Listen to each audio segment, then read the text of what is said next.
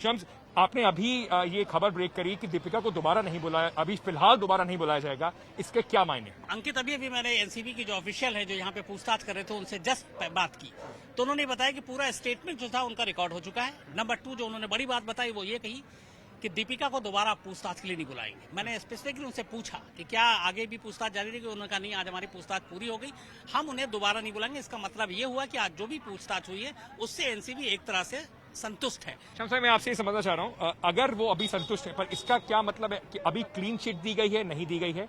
और क्या इसका मतलब ये है कि उनको अभी जो भी उन्होंने बयान दिया है उसको, जो व्हाट्सएप चैट्स थे उनको और सब्सटैंशिएट करना पड़ेगा, कोलैबोरेट करना पड़ेगा, कोई नया एविडेंस सामने लेके आना पड़ेगा, कुछ फिजिकल एविडेंस आना पड़ेगा, तभी शायद दोबारा उनकी आवश्यकता पड़े यहाँ पे? जो सोर्सेज ने बताया वो ये बताया कि दीपिका पादुकोण से पूरी पूछताछ ड्रग्स के कंजम्पशन लेने को था। दीपिका पादुकोण पर ड्रग के सेल या ड्रग के सिंडिकेट के साथ जुड़े होने की कोई चीज नहीं थी। उसके लिए करिश्मा से पूछताछ की गई थी कि अगर दीपिका ने आपसे ड्रग्स मंगाया चैट्स के जरिए कि ये चाहिए, आपने किससे कहा, वो आगे कौन था? तो करिश्मा को इसीलिए कल भी बुलाया गया, आज भी बुलाया गया।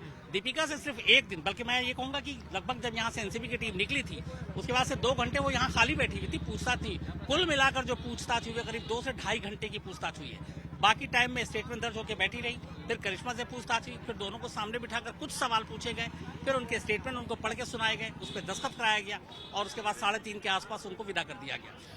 लेकिन दोबारा ना बुलाना, ये 2 चीजें तय करती। एक, जो पूरा व्हाट्सएप चैट है उसमें 1-2 चीजें समझने की है। रिया चक्रवर्ती, और अगर मैं ये कहूँ दर्शकों को कि रिया चक्रवर्ती और दीपिका पादुकोण के पूछताछ में क्या फर्क है, दोनों केस अलग थे।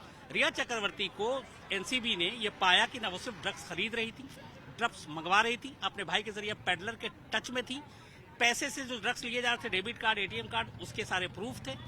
यहाँ पे ड्रग्स इस्तेमाल करने मंगाने की बात तो है, लेकिन यहाँ पे बाकी चीजें नहीं है कि वो ड्रग्स आगे सप्लाई करना, आगे ट्रांसपोर्ट करना, किसी तीसरे को करना है। तो यहाँ ये सारी कोई चीजें नहीं आई। ड्रग्स खरीदने की जो बात है, पेमेंट का कोई सुराग और सबूत नहीं, क्योंकि 3 साल पुराना केस है। तो दीपिका पादुकोण और रिया चक्रवर्ती का फर्क ये था कि रिया चक्रवर्ती ड्रग्स ले भी रही थी, ड्रग्स आगे भी दे रही थी।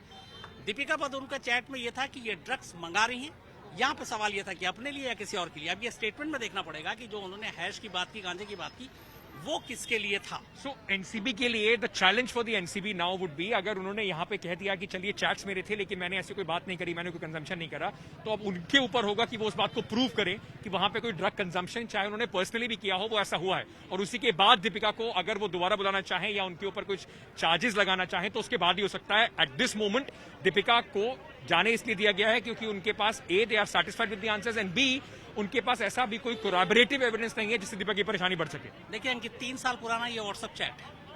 दीपिका के पास से कोई ड्रग्स मिला नहीं, दीपिका के ड्रग्स पेडलर के साथ कोई कनेक्शन दिखा नहीं, तो सिर्फ एक चैट जिसमें करिश्मा और जय और ये तीनों, तो वो जानना चाहती थी कि आखिर ये चैट का मतलब क्या और कितने लोग शामिल हैं। तो एनसीबी ने ये सारी पूछताछ इस फोकस पे की।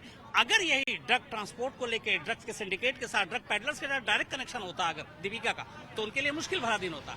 लेकिन वो चीजें नहीं थी और एनसीबी ने इसीलिए उनसे पूछताछ का पूरा दायरा एक खास फोकस रखा।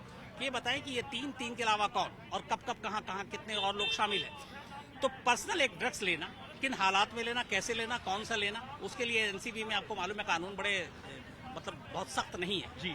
जब तक कि आप ट्रांसपोर्ट या फिर सेल या सिंडिकेट या पेडलर के साथ आपके रिश्ते एस्टेब्लिश नहीं होते। तो यहाँ पे वो केस ही नहीं था। दीपिका पादुकोण का केस यहाँ पे ड्रग्स सप्लाई करना, ये बल्कि सेम जो उन्होंने बताया, सारा अली खान और श्रद्धा कपूर के साथ भी ड्रग्स लेने की बात तो है, पार्टी में ड्रग्स, बैंड ड्रग्स यूज करने की तो बात है, लेकिन ड्रग पेडलर के साथ रिश्ते या फिर ड्रग्स को बेचना या ट्रांसपोर्ट करना, किसी और को देना एक से खरीद कर, वो चीजें कहीं लिंक नहीं बनी है। और यही वजह है कि पूछताछ के बाद आज दीपिका पादुकोण को छोड़ दिया गया। और ये मैंने सुबह भी कहा था कि गिरफ्तारी नहीं होगी। एनसीबी के अफसर ने कल रात को ही कहा था कि केस ऐसा नहीं कि जिसमें हम अरेस्टिंग कर सके। और उसमें अगर ऐसा होता कि आपने पर्सनल यूज के लिए, तो वो बेलेबल ऑफेंस है, फौरन जमानत मिल जाती।